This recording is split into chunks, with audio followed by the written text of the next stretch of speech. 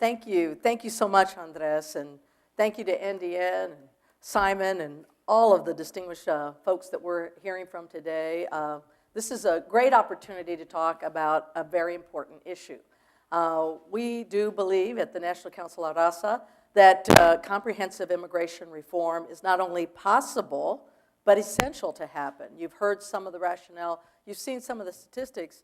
I'd like to give you the perspective from the Latino community to reinforce some of these points. We are asking that the Obama administration and Congress demonstrate leadership and move forward as quickly as possible on developing and enacting a plan this year. We are also working to mobilize the Latino, immigrant, and other communities to engage in support of comprehensive immigration reform. It should happen, and it can happen, and we should start making sure it happens this year. First of all, from the Latino community perspective, there's no question that there are high expectations. There simply are high expectations. There were a lot of sort of benchmarks out there that give you a sense of why those expectations are out there. First of all, as Simon referred to, President Obama promised action during the campaign. He made that promise not just at our convention, at our conference, but at many other forums. And it's something that we should hold him accountable for. It's something that I think he wants to do, and we need to help him make sure that he can do it. We also saw, again, telltale signs that immigration was one of the key issues of focus during the presidential transition. There was an entire transition team, agency review team, looking at this issue, preparing recommendations and options for this new administration. Not every issue was able to be looked at that way. Immigration was one of them. Another telltale sign, you've got the strongest voice in the Senate Majority Leader, Senator Harry Reid, has designated immigration as one of the first 10 placeholder bills. So we're going to see immigration reform represented in one of the top 10 bills that is designated by the Senate to see action. So we see very important telltale signs. And then on the House side, again, a lot of promises made by different leaders. But what I have been impressed by has been by the focus of the Congressional Hispanic Caucus to move early and to engage their colleagues in a number of different ways. And I want to commend Congressman Luis Gutierrez, who has been designated as the leader in the Congressional Hispanic Caucus to move this issue. And he's not only working within the Congress to engage his colleagues and the leadership position of those folks on the Judiciary Committee and other committees, but he's going out into the field. He's going out there and he's working with a lot of the faith-based community leaders, because we know that as a community, it's not going to be just the Latino community asking for immigration reform. We have to have that broad coalition. And the faith-based community is an important one. He's working with leaders in the field, and he is taking that message out there and building a real grassroots network. He's engaging NCLR and so many other organizations, and we're proud to be working with him. The Latino community really came out strongly in support of the Obama candidacy, due in large part, we believe, because of his stance on immigration. Of course, the Latino community cares about other issues. You've seen that. We do. The economy is first and foremost on everyone's mind, and that includes the Latino community. Healthcare reform and education reform still are top-tier issues for our Latino community. But there is no question that the positions that these candidates took on immigration really helped, I think, propel a historic movement in our Latino community when it came to the elections. We saw somewhere between 10 and 11 million Latino voters come to the polls in November. That was a historic turnout for our Latino community, and at least a 32% increase from what we saw turn out in 2004. That's at least 3 million more voters. 3 million more voters in 4 years. That is no coincidence. There is a reason that these folks were mobilized. And yes, they believed, obviously, in what these candidates were talking about. They were motivated, I think, by the overall platform. But there was a distinction in how these candidates characterized their position on immigration reform. And it was that hope, I think, that Latinos believed was important. And let's make it clear, not only was our turnout historic in terms of the large amount that we saw come out. But we also saw that Latinos were key in changing, I think, the outcome in 4 states and making those states turn from red to blue. We saw Colorado go for Obama, Florida, New Mexico, and Nevada. The margins of victory in those states, as you all remember, were very close. There's no question that the Latino voting bloc, I think, proved to be pivotal. And we saw that also in states that weren't as maybe known or notable. But look at Indiana, look at North Carolina, and look at Virginia.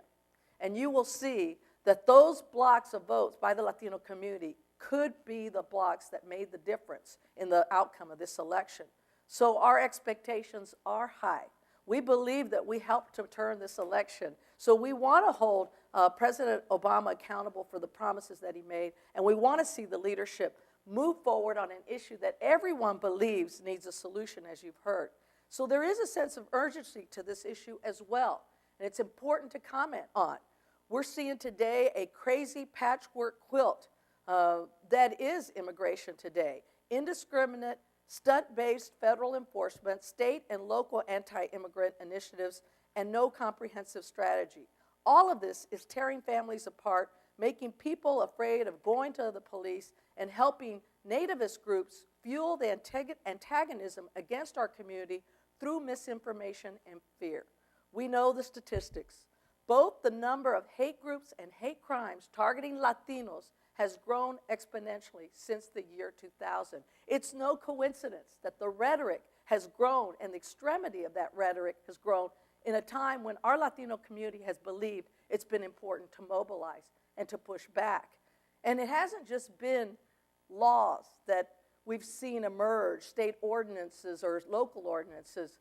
This type of rhetoric has had outcomes that are really more than just a nuisance or annoyance for our community. We're talking about hate crimes being the result of this type of rhetoric.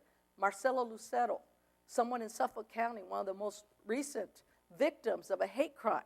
You know, we're talking about people actually being killed as a result of an environment that's been created during the past 4 to 5 years. And we believe as a Latino community that it's more than just sort of an important reform that needs to be done. We believe that it is an urgent imperative because we see it affecting the very lives of our community. Finally, we still have a broken immigration system that does need to be fixed. And the problem isn't going away, it's getting worse.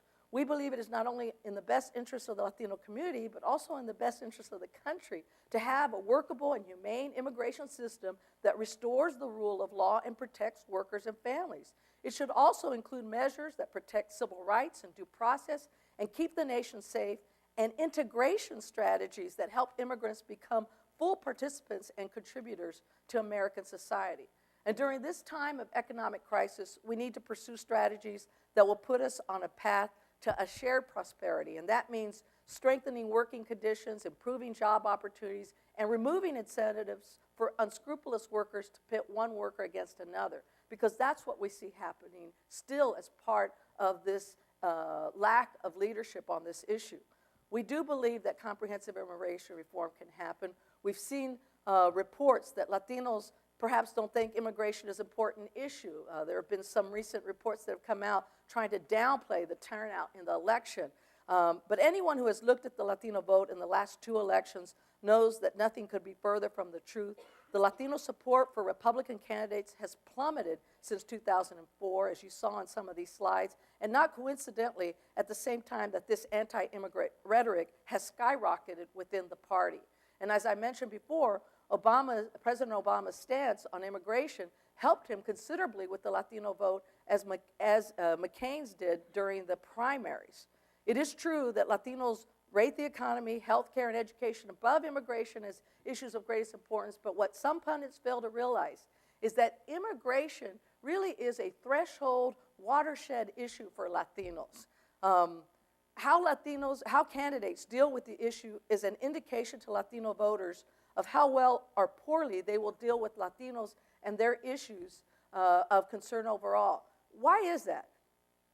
Let me just explain to you that when we hear a candidate talking about immigration in a way that's very extreme or that has some sort of wedge ring to it. You know, to us, we hear that and we think, even though we've been here, we're citizens, we've been here for maybe generations, but we know people, maybe our grandfathers, maybe it was our grandparents, maybe it was our parents, maybe it's our cousins, or maybe it's a recent newcomer. And when we hear people talking about this issue in that way, we think that they don't get us as a community. And it's an important factor for us as we view how they are presenting themselves to us. So I do believe that we want to see a change in this rhetoric. We want to see a solution.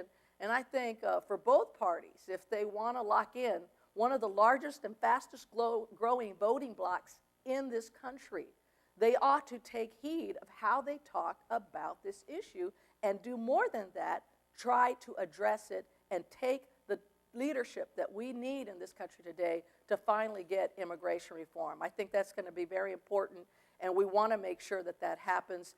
We were willing at NCLR to make sure that we work side by side with a number of folks who are going to make sure that this happens, and we're going to do our best to make sure we start that effort this year. Thank you very much.